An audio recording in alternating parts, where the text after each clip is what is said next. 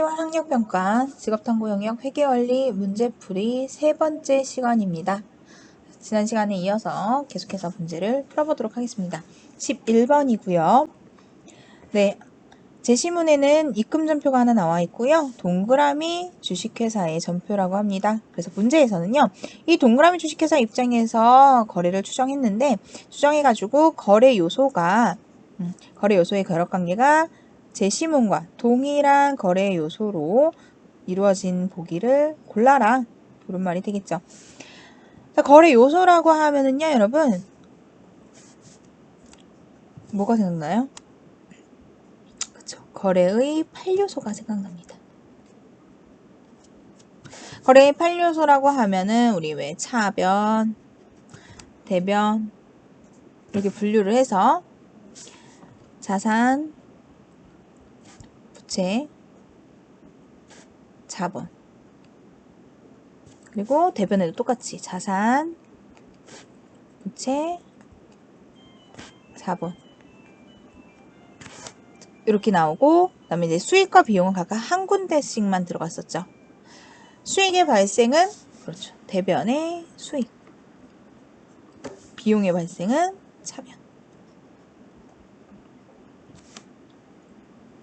그래서 자산이 차변에 오면은 증가, 대변에 가면 감소. 부채는 대변에서 증가, 차변에서 감소. 자본도 대변에서 증가, 차변에서 감소. 비용과 수익은 이제 발생이라고. 비용의 발생, 수익의 발생 이렇게 표시를 해서 배웠었어요.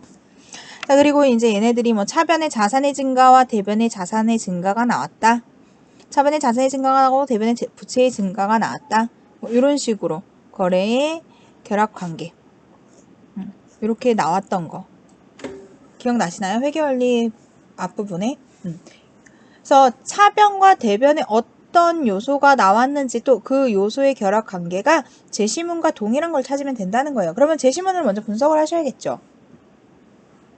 제시문 같은 경우는 입금전표입니다. 자, 우리 3점표제에 대해서 배웠어요. 3점표제의 종류가 첫 번째, 여기 나와 있는 입금전표. 두 번째, 출금전표. 그리고 세 번째가 대체전표. 이렇게 기본적으로 배웠고요. 이 입금전표와 출금전표 같은 경우는 대체전표와의 차이점을 보자면 얘네들은 현금이 차변 또는 대변에 발생했을 때 나오는 전표죠. 입금전표는 현금이 입금되었을 때, 출금전표는 현금이 출금되었을 때, 즉 현금이 입금전표 같은 경우는 차변에 현금이 나오면 입금전표를 사용했고요. 출금전표는 대변에 현금이 나오면 출금전표를 썼었습니다. 대체전표는 현금 거래가 발생하지 않았을 경우에 나왔고요. 그래서 차변, 대변 계절 과목이 전부 등장했죠. 자, 그럼 다시 문제로 돌아와서 입금전표라고 했으니까 얘는 분개했을 때 차변에 현금은 이미 들어가 있더라. 그럼 대변은 뭐냐? 바로 아래 나와 있는 개정 과목. 자, 이게 바로 대변 개정 과목이 되는 겁니다. 그럼 대변에 어떤 개정 과목이 들어가는지 바로 아래 적요란을 한번 볼게요. 보유 주식에 대한, 자, 뭐뭐에 대한 하면 앞부분은 버려도 된다고 했고요. 뒤에 배당금을 수령했다. 우리 주식을 갖고 있으면은 그 회사에 단기 순이익이 발생하면은 그 중에 일부를 이렇게 배당금조로 주주들한테 나눠주죠. 그래서 우리는 이거를 배당금 수익이라는 개정 과목으로 처리를 하고요. 수익으로 끝나기 때문에 얘는 수익에 속합니다. 그래서 다시 말하면 차변에는 현금이라는 자산의 증가와 대변에는 배당금 수익이라는 수익이 발생하게 됩니다. 현재 이 전표는 동그라미 주식회사 입장에서 이 전표를 추정해 봤더니 거래가 차변은 자산의 증가, 대변에는 수익의 발생이라는 거래 요소가 나왔습니다. 그럼 이와 동일한 거래 요소의 결합관계가 나타나는 보기를 한번 찾아보도록 하겠습니다. 차변대변 잘 자리를 모르더라도 어쨌든 자산이 증가해야 되고 수익이 발생하는 거래를 찾으시면 돼요. 1번 같은 경우는 미수금. 미수금은 아직 받지 못한 돈이죠. 아직, 받다, 돈. 돈을 아직 못 받은 돈을 우리 미수금이라고 합니다. 앞으로 받을 돈이기 때문에 얘는 자산이에요. 그죠? 자산을요, 회수했어요. 그럼 자산을 돌려받았으니까 이제 미수금이라는 자산은 감소하겠네요. 그죠? 자산이 감소가 나와서 일단 1번은 틀렸습니다. 그래서 뒤에도 계속 가볼게요. 자기합수표로 회수했다. 자, 자기합수표도 어쨌든 우리 이제 회계 처리할 때는 현금이지만 자기합수표도 자산입니다. 자기합수표라는 자산으로 회수했으니까 자기합수표라는 자산이 나에게 들어왔죠. 그래서 자산이 증가하게 됩니다. 1번은 자산의 감소와 자산의 증가가 발생하게 됐죠. 1번은 정답이 될 수가 없고요. 2번 예금에 대한 이자입니다. 자, 뭐뭐에 대한이니까 예금은 필요가 없게 되고요. 이자를요, 보통 예금 계좌에 입금시켰어요. 우리가 이자를 받는 경우가 있고 지급하는 경우가 있습니다. 받는 경우에는 이자 수익으로 인식하고요. 지급하는 경우에는 이자 비용으로 인식을 하죠. 지금 같은 경우는 입금, 즉 받았으니까 이자라는 수익이 발생하게 됩니다. 수익이 발생하게 되고요. 보통 예금은 통장이죠. 나의 자산이죠. 그래서 보통 예금이라는 자산에 돈이 들어왔으니까요. 자산이 증가하게 됩니다. 바로 정답이 나왔죠. 2번 수익의 발생과 자산의 증가가 나왔고요. 계속해서 볼게요. 업무용 차량의 통행요금. 자, 업무용 차량의 통행요금, 고속도로 톨게이트비 같은 거요. 통행요금의 법인카드로 결제했습니다. 자, 여기서 업무용 차량의 통행요금은 차량유지비라는 비용으로 처리가 되게 됩니다. 자, 이게 차량유지비라는 걸 잘 모르더라도 어쨌든 요금을 지출했기 때문에 수익은 아닐 거예요. 그래서 정답이 될 수 없었겠죠. 그리고 그 뒤에 법인카드로 결제했다. 자, 여기서 주의할 점, 카드로 결제했으니까 얘는 카드는 결제하는 순간 돈이 빠져나가지 않아요. 그렇다 보니까 얘는 외상이죠. 하지만 상품을 외상 거래한 게 아니기 때문에 얘는요, 미지급금이라는 부채로 인식하시면 됩니다. 그래서 부채가 증가하게 되었다. 계속 갑니다. 4번 사무실 전기 및 수도 요금. 전기, 수도, 뭐죠? 수도 광열비. 수도 광열비라는 마찬가지로 얘도 비용입니다. 자, 비용을 현금이라는 자산으로 지급했으니까 자산이 감소하겠네요. 마지막 업무용 책상. 업무용 책상. 비품이죠. 비품이라는 자산을 구입했습니다. 자, 자산을 구입했으니까 증가할 거고요. 대금은 외상으로 하다. 마찬가지로 업무용 책상. 판매용 책상이었다면 상품이라는 자산이 증가, 외상매입금이라는 부채가 증가했겠지만 지금 같은 경우는 업무용 책상이라는 비품, 즉 상품 이외의 것을 외상으로 샀기 때문에 자, 부채는 부채예요. 부채는 똑같지만 얘는 미지급금이라는 부채가 증가하게 됩니다. 법인카드도 통행요금이었기 때문에 미지급금이었고요. 밑에 5번에 있는 업무용 책상도 상품이 아니기 때문에 외상거래는 미지급금이라는 부채가 증가했다라고 볼 수가 있습니다. 이렇게 해서 11번의 정답은 2번이었고요. 12번으로 넘어가 보도록 하겠습니다.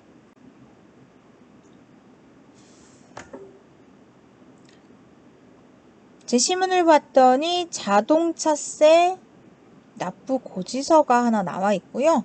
그 하단에는 그 내용을 분개한 게 나와 있습니다. 차변이 현재 가로 비어 있는 걸 보니까 차변을 먼저 찾아야 문제를 풀 수 있을 것 같아요. 우리가 찾아야 할 것은요. 문제를 잘 보시면은요. 가를 손익계산서에 표시할 때 동일한 구분 항목에 속하는 계정 과목이라고 나와 있죠. 우리 앞 시간에도 잠깐 했었어요. 자, 수익, 자산, 부채, 자본, 수익, 비용을 각각 구분 항목으로 분류해보면 자산 같은 경우는 유동자산과 비유동자산, 또 유동자산 안에서 당좌자산, 채권자산 이런 식으로 분류한 게 구분 항목이 된다고 했는데요. 지금 같은 경우는 자동차세 나와 있고 보기를 봤더니 무슨 차손, 비용, 손실 나와 있는 거 보니까 비용만 우리가 구분 항목 잠깐 짚고 넘어가면 될 것 같아요. 물론 전에도 했었지만 한 번 더 하고 넘어갑니다. 자, 비용입니다. 비용은요, 수익과 마찬가지로 크게 둘로 구분할 수가 있습니다. 영업과 관련 있는 영업 비용, 그리고 영업과 관련 없는 영업 외 비용이죠. 수익도 영업수익, 영업외수익으로 분류를 했었죠. 하지만 수익과의 차이점이라면 수익은 영업수익이 딱 하나, 매출액밖에 없었지만 비용 같은 경우는 영업비용을 다시 둘로 나눕니다. 어떻게 해요? 그렇죠? 매출 원가라는 비용과 매출 원가를 제외한 영업과 관련된 비용, 판매비와 관리비라는 영업비용 해서 비용을 크게 구분 항목을 두자면 매출 원가, 그리고 판매비와 관리비, 영업 외 비용 이렇게 3개로 구분할 수가 있습니다. 자, 그러면 일단 차변에 들어갈 계정 과목을 먼저 찾고요. 그 다음에 그 계정 과목에 속하는 비용을 찾고 다시 그 비용에 속하는 계정 과목을 보기에서 찾으시면 될 것 같아요. 분기를 먼저 해보겠습니다. 자동차세를 신고 납부했다. 자동차세. 자, 무슨 세로 끝나면 우리 뭐였죠? 그렇죠. 바로 세금과 공과라는 비용이었습니다. 자, 우리 아까 11번 3번에서 나왔던 이 업무용 차량의 통행요금 있었죠? 선생님이 아까 비용이라고 했는데 이때 무슨 비용이라고 했었는지 기억나세요? 얘는 차량 유지비라는 비용이에요. 이렇게 톨게이트비나 아니면 주차요금이라든가 아니면은 뭐 차에 주유한 거 이런 요금 이런 것들을 차량 유지비라고 하고요. 이렇게 세금으로 차량과 관련된 세금 얘는요 세금과 공과라는 계정 과목으로 처리합니다. 세금과 공과 비용이죠. 영업과 관련이 있을까요? 없을까요? 이 자동차는 무슨 자동차예요? 영업용 자동차잖아요. 문제에서 지금 업무용 차량이라고 했습니다. 영업에 관련된 차량입니다. 즉 영업과 관련된 차량, 그에 대한 지출이기 때문에 세금과 공과, 사실 세금과 공과라는 계정 과목을 정확하게 찾아내지 못했더라도 이거 자동차세, 업무용 차량에 대한 세금, 비용, 영업과 관련된 비용이구나. 그래서 영업 비용에 해당하는 매출원가 또는 판관비구나. 매출원가 아니지? 그럼 판매비와 관리비에 해당이 되는구나. 라는 것을 여러분이 찾아냈다면 좀 더 쉽게 문제를 풀 수 있었을 것 같습니다. 세금과 공과에 해당되는 계정 과목이 와야 되고요. 그 다음에 판관비에 속합니다. 복귀해서 판관비에 속하는 걸 찾아볼게요. 외환차손이 있어요. 외환차손이 언제 나오죠? 외화. 우리가 이제 앞에서 환율 문제를 잠깐 접했었는데 외화 단기대여금이나 외화 단기차입금 같은 외화로 돈을 빌려줬거나 빌려왔을 때 그 대여한 시점 또는 차입한 시점보다 상환한 시점에 환율이 떨어지거나 올라서 그에 따른 손실이 발생한 거예요. 손실. 상환에 따른 손실, 상환하면서 내가 빌린 시점 또는 대여한 시점보다 돈을 덜 받거나 더 갚게 되었을 때 발생한 손실을 우리가 외환차손이라고 하죠. 근데 일단 외화 단기 대여금이든 단기 차입금이든 얘네들은 영업과 관련이 없어요. 그죠? 그렇기 때문에 외환차손 역시 그에 따른 손실 역시 영업과 관련이 없습니다. 해서 1번의 외환차손은 영업 외 비용에 속하게 되죠. 2번으로 넘어가겠습니다. 이자 비용이에요. 이자 비용, 이자는 언제 지급할까요? 내가 돈을 빌려 왔을 때 누군가한테 이자를 지급하죠.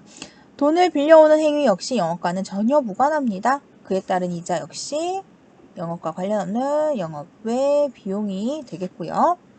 재해 손실이 발생하는 경우 뭐 비가 너무 많이 내려가지고 사무실이 잠겼다던가, 아니면은 화재가 발생해서 건물을 못 쓰게 되었다던가, 지진이 발생해가지고 뭐 상품들이 전부 판매하지 못하게 됐다던가, 이런 식으로 자연재해로 인해서 발생한 손실을 재해 손실이라고 하죠.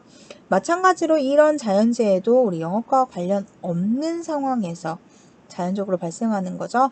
역시 영업 외 비용이 되겠습니다. 첫 번째, 감가상각비입니다. 감가가 뭐예요? 감가.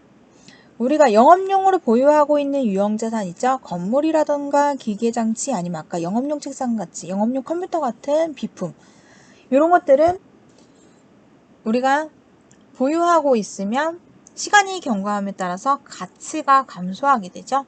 가치가 감소하는 것을 우리는 감가라고 하고요. 그것을 일정 기간에 나누어서 이렇게 비용 처리하는 거, 사용한 금액처럼 비용화시키는 것을 우리 감가상각비라고 합니다. 영업과 관련된 물품, 자산, 유형자산을 상각하는 비용, 사용한 금액이라고 생각해도 무방할 것 같아요. 그래서 얘는요, 영업과 관련이 있어서 영업비용에 해당하는 판관비, 즉 판매비와 관리비에 속합니다. 정답은 나왔죠. 4번입니다. 그런데 여러분이 아마 4번과 5번이 조금 헷갈렸을 거예요. 왜냐하면 5번에 대손상각비, 기타를 무시하고 대손상각비만 봤을 때는 얘는 판관비예요. 대손이 뭐예요?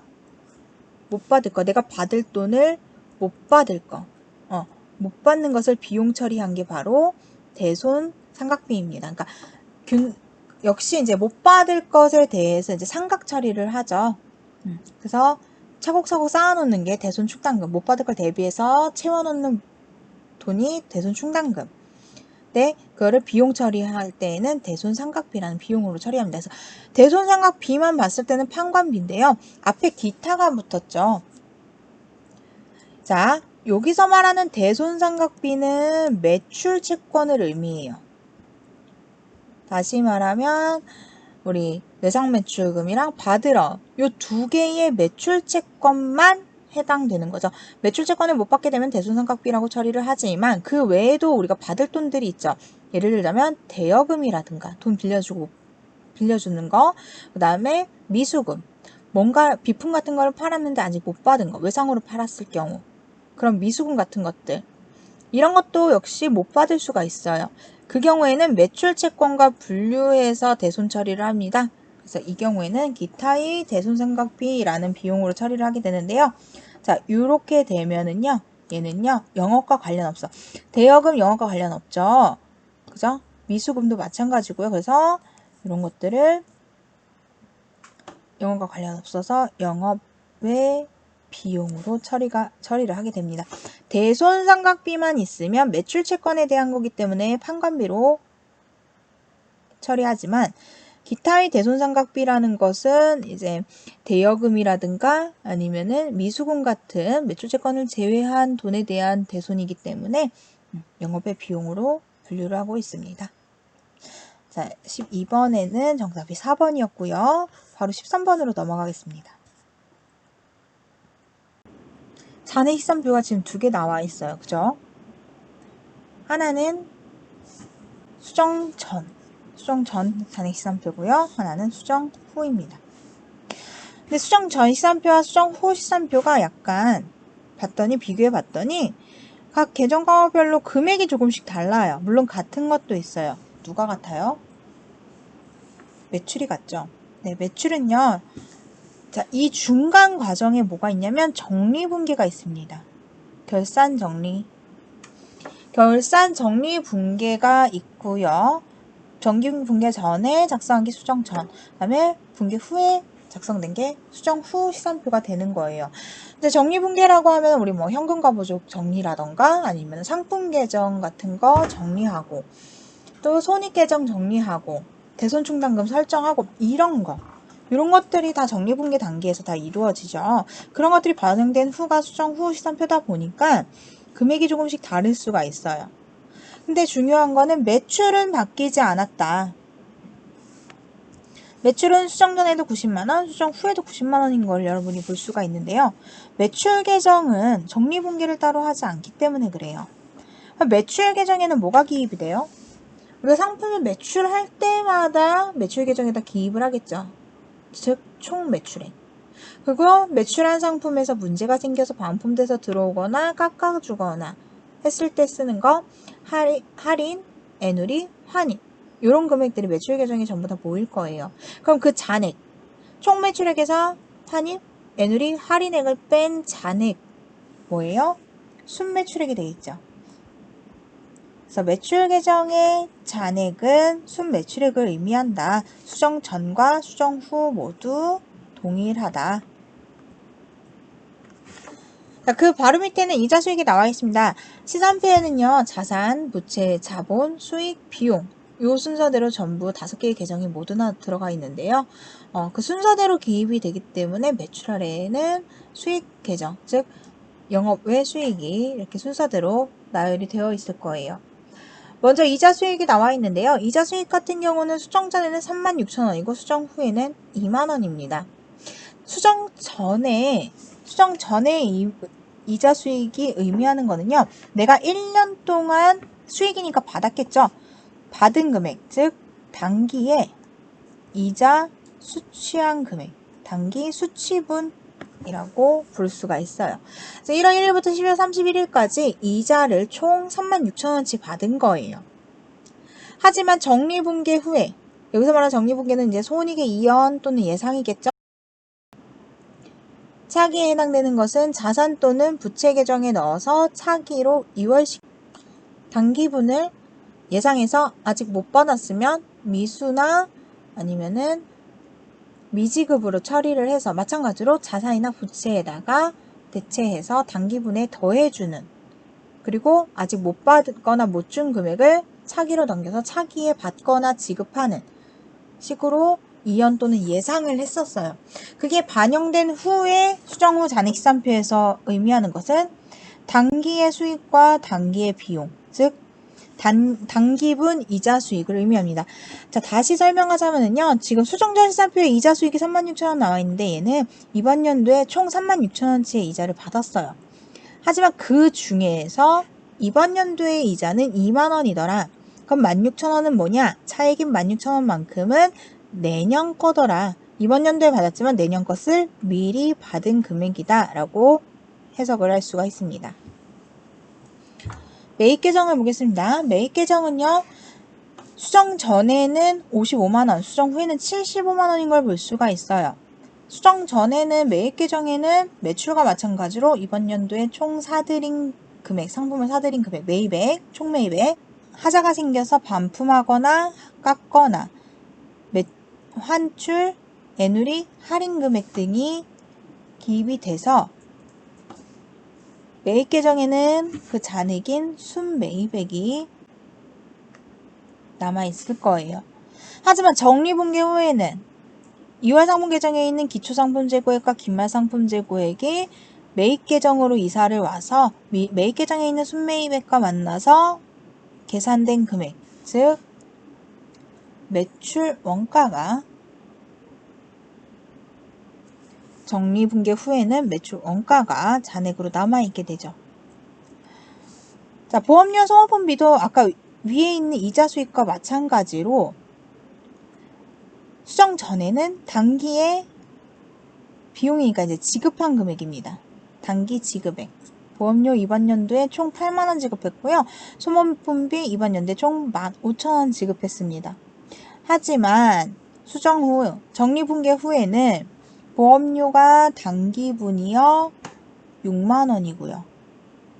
소모품비도 마찬가지로 단기분은 만원이더라. 다시 말하면 이제 소모품을 사용한 금액을 말합니다. 사용액. 그래서 원래 연초에는 그러니까 1월 1일부터 12월 31일까지 나는 총 15,000원어치의 소모품을 사용할 걸로 예상해서 소모품 사용액을 15,000원으로 잡아놨는데 실제로 사용한 거는 만원밖에 안 되더라. 이렇게 이해를 할 수가 있다는 거죠. 다음 중요한 거 수정 전 시산표와 수정 후 시산표의 매입 금액이 의미하는 거 꼭 알아두시고요. 마찬가지로 수익과 비용이 수정 전에는 이번 연도에 수취한 수익, 이번 연도에 지급한 비용, 그 비용을 각각 의미하지만 수정 후에는 각각 당기분만을 의미한다는 거. 차익만큼 차기분인지 아니면 차익만큼 아직 미수분 또는 미지급분인지를 여러분들이 분석을 할 수 있어야 된다는 겁니다. 자, 1번부터 보겠습니다. 매출원가는 55만원이다. 자, 매출원가는 어디에 들어있냐면 수정 후 시산표에 매입 계정에 들어가 있습니다. 그래서 매입 계정을 봤더니 75만원이더라. 55만원 아니고 75만원이다. 매출총익입니다. 매출총익은 우리 순매출액 마이너스 매출원가 이렇게 구할 수가 있죠. 이 두 개 다 수정 후 시산표에 들어가 있습니다. 순매출액은 매출 계정에 들어가 있었고요. 그래서 90만원에서 매출원가를 의미하는 매입 계정에 75만원 뺐더니 금액은 15만원이더라. 3번 소모품 사용액. 소모품 사용액, 소모품비, 즉 당기분을 말합니다. 당기분 소모품 사용액은 5,000원이 아니라 만원이더라. 5,000원은요, 그럼 뭐예요? 내가 15,000원 잡았는데 당기분이 만원이니까 5,000원은 차기분, 다시 말하면 미사용액이 되겠죠. 아직 못 쓴 거. 자, 그리고 보험료 상급액입니다. 보험료 상급액, 보험료를 먼저 지급한 금액, 다시 말하면 차기분, 내년 보험료를 내가 먼저 지급한 돈이 2만원이다. 이번 연도에 8만원의 보험료를 지급했는데 그 중에서 6만원이 이번 연도 당기분이래요. 차액인 2만원만큼이 차기분 선급액, 먼저 지급한 돈 보험료가 되겠죠. 정답은 나왔네요. 4번이고요. 5번 왜 안 되는지 5번도 보고 넘어가겠습니다. 이자 수익, 미수액입니다. 미수액 아직 못 받은 돈, 당기분을 말해요. 즉 나는 이자 수익이 36,000원이었는데 미수액 못 받은 게 16,000원이 있어서 이 둘을 합한 52,000원이 수정 후 시산표에 들어왔다면 이 정답, 이 보기가 맞는 답이 되겠죠. 하지만 지금 같은 경우는 36,000원에 이번 연도에 받았지만 그 중에서 당기분은 2만원이에요. 즉 미수액이 아니라 먼저 받은 돈 선수액, 즉 차기분이 16,000원이더라 라고 해석을 할 수가 있습니다. 그래서 13번의 정답은 4번이었습니다. 14번 문제로 바로 넘어가도록 하겠습니다. 14번 문제는 드디어 이제 사채 문제가 나왔습니다. 근데 예년에 비해서 지금 사채가 굉장히 쉽게 나왔어요. 여러분들이 표 하나만 제대로 그렸다면은 바로 풀고 아주 짧은 시간에, 단시간에 정답을 찾고서 바로 다음 문제로 넘어갈 수 있었던 그런 문제였습니다. 사채 문제가 나왔으니까 바로 표를 먼저 그리고 시작해 보도록 하겠습니다. 제일 처음에 날짜 나오죠. 날짜 나올 거고요. 다음에 유효이자 나옵니다. 유효이자 나왔으니까 액면이자 나와야겠죠. 액면이자가 나오면 유효이자와 액면이자의 차액인 상각액 나옵니다. 그리고 마지막에는 사채의 장부 금액이 오겠죠. 다시 문제로 돌아와서 자, 문제에서 요구하는 거는요. 이 모두를 회계 처리하고서 2019년 결산 후 사채의 장부 금액입니다. 장부 금액 찾는 거고요. 회의록을 봤더니 사채를 언제 발행하냐면 2019년에 발행하고요. 3년 만기예요. 그러면 딱 한 번 19년 1월 1일날 발행했기 때문에 그 해 결산 시의 장부 금액입니다. 날짜를 먼저 채워볼게요. 19년 1월 1일, 그 다음에 19년 12월 31일, 다음에 20년 매월 결산은 12월 31일에 한다고 했으니까 20년 31일. 그리고 12월 31일. 그러면 3년 맞죠? 네, 3년 만기니까. 우리가 원하는 거는요. 2019년 결산 후의 장부금액이니까 2019년 12월 31일에 장부금액. 자, 여기에 들어올 금액을 구하면 될 것 같아요.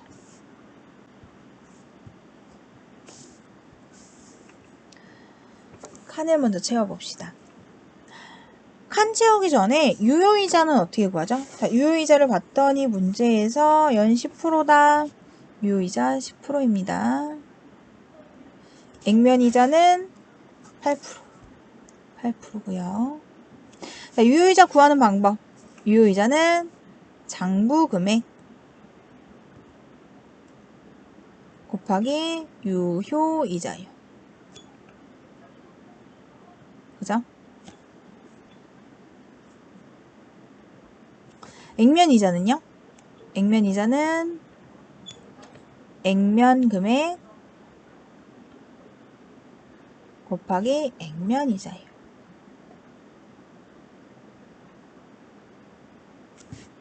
그럼 상가액은 옆에서 바로 구할 수 있습니다. 유효이자 마이너스 액면이자 해서 금액을 채워 넣을 수가 있습니다. 장부금액 1월 1일에 장부금액부터 넣으면서 문제 풀어보도록 할게요. 1월 1일에 장부금액은 발행금액이 곧 장부금액이 되겠죠?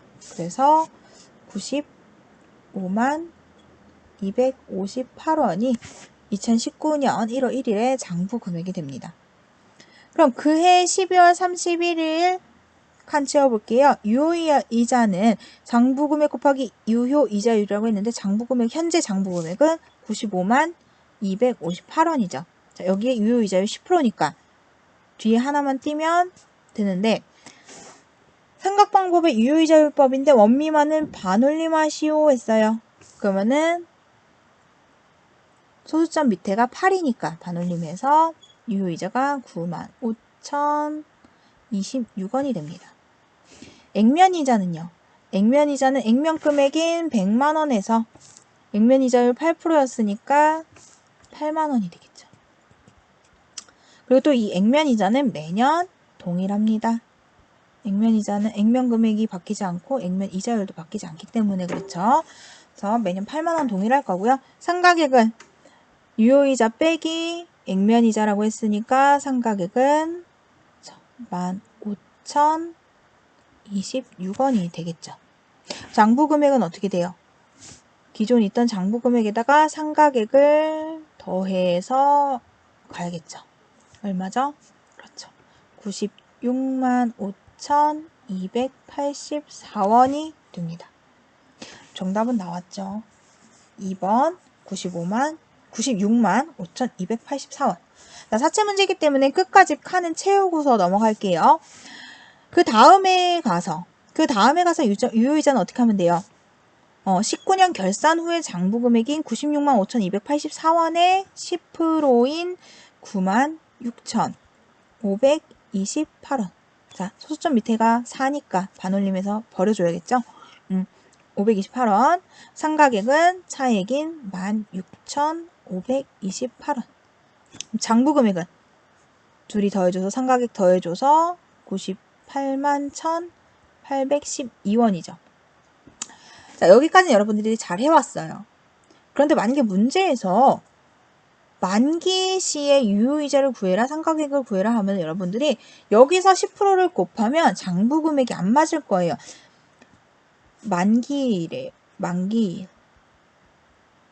만기일에는요, 장부금액이 꼭 액면금액이 되어야 합니다.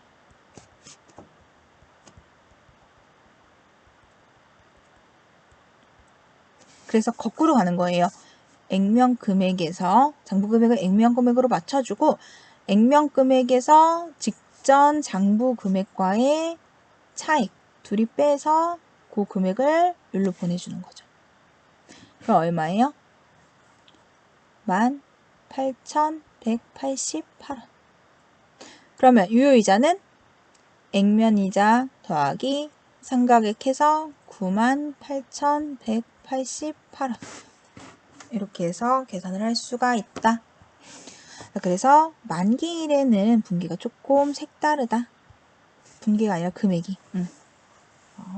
이렇게 구하면 됩니다.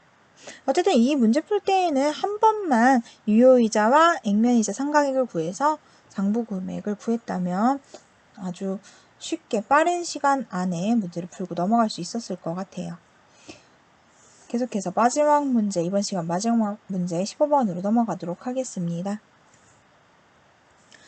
15번 문제는 여러분이 조금 생소한 문제였을 것 같아요. 주식회사의 자본인데 조금 자주 봤던 문제는 아닌 것 같네요. 주식회사의 자본은요, 지금 여기 하단에 기초자본 내역이 나와 있는 것처럼 이렇게 크게 자본금, 자본잉여금, 자본조정, 기타 포괄소행도계획, 이익잉여금으로 구분할 수가 있습니다. 주식회사는요. 그래서 문제에서 요구하는 것은 일단 이 자본 관련 자료를 모두 회계 처리한 결과 기말 자본에 대한 설명으로 옳은 거. 기말 자본에 대한 설명으로 옳은 것은 있습니다. 일단 자본 관련 자료를 회계 처리를 해봐야겠죠. 먼저 증자 관련 자료를 회계 처리해 볼게요. 조금 더 올리겠습니다. 자, 증자. 증자는 뭐예요? 자본금을 증가시키겠다 이거예요. 그럼 자본금을 증가시켜야 되니까 우리는 자본금의 증가, 자본금도 자본이니까 증가하면 대변의 자본금 이렇게 오겠죠. 그 차변에는 뭐가 올까요? 자본금이 증가했다는 건 주식을 발행했다는 거예요. 그죠? 주식을 발행했으니까 차변에는 그 대가로 돈이 들어왔다던가 아니면 자본과 관련된 자금, 즉 뭐 자본잉여금 같은 걸로 대체를 했겠죠. 그래서 봤더니 증자한 내역이 처리 방법을 보니까 자기 주식 처분이익, 자기 주식 처분이익을 자본금에다가 전입했대요. 자기 주식 처분이익에 있던 돈을 자본금에다가 옮겨 넣었다. 얼마만큼 옮겨 넣었냐? 보통주 1000주를 발행했어요. 얼마짜리? 5,000원짜리. 즉 5,000원짜리 1000주니까 얼마예요? 액면금액 5,000원 곱하기 1000주입니다. 그래서 총 5천만원어치의 자본금이 증가하게 되죠. 500만원이죠. 500만원. 어디에 있던 500만원이었냐면요. 자기 주식 처분 이익입니다. 네. 일단 분기만 먼저 할게요. 그리고 나서 감자도 했습니다. 감자합니다. 감자는 자본금을 감소시키는 작업이죠. 마찬가지로 자본금을 감소시키려면 자본금은 주식과 관련된 거예요. 주식을 발행하면 증자, 주식을 없애버리면 감자가 되는 거예요. 주식을 없앴다는 것은 뭐가 감소했다는 거예요? 자본금.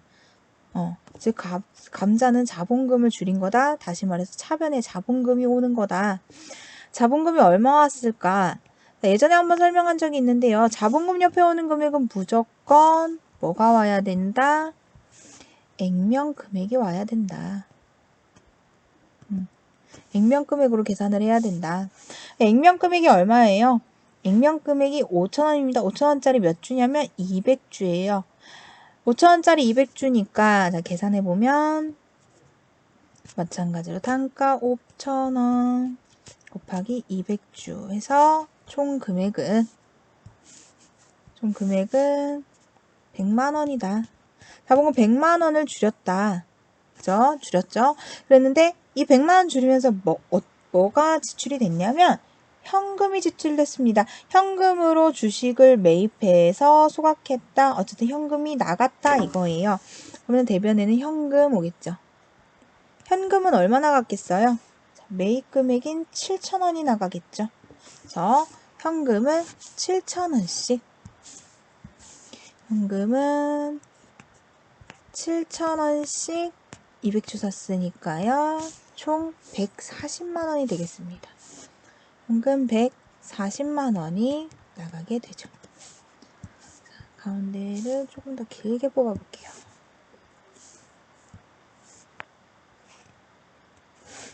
자, 지금 분개를 했더니 어때요? 차변에는 자본금 100만원, 대변에는 현금 140만원이에요.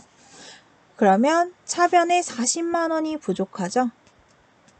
올 것 같아요. 자본금 100만원을 줄이는데, 감소시키는데, 감자하는데 현금이 140만원 들어갔대요. 자본금 줄이는데 내가 돈이 더 많이 들어갔어요. 그럼 이거 이익일까요? 손실일까요? 네, 손실입니다. 뭐 했어요, 지금? 자본금 줄였죠. 우리 자본금 줄이는 걸 뭐라고 해요? 감자라고 하죠. 자, 감자하면서 손실이 발생했어요. 근데 감자 손실이라고 하지 않고요.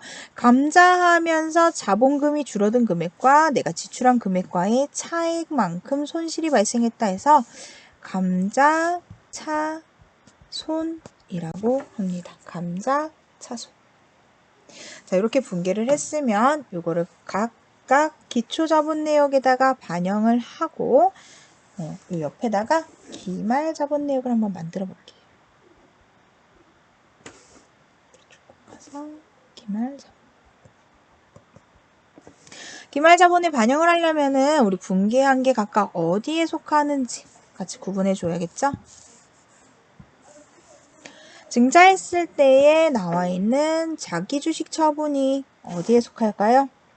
자, 일단 자본금에는요, 자본금만 속합니다. 자본금부터 그냥 순서대로 가볼까요? 자본금에는요, 자, 자본의 증가가 대변, 감소가 차변이에요. 그죠? 그렇기 때문에 대변에 온 자본금 500만원은 증가고요. 차변에 온 자본금은 100만원은 감소입니다. 결과적으로 자본금은 400만원만큼 증가했죠. 그래서 기말 자본은 1,400만원이 될 거예요. 그 다음에 자본이익은 아까 잠깐 처음에 봤던 자기주식 처분이익, 자본거래에서 발생한 잉여금, 자본잉여금입니다. 자본잉여금도 자본인데 자본이 차변에 왔어요.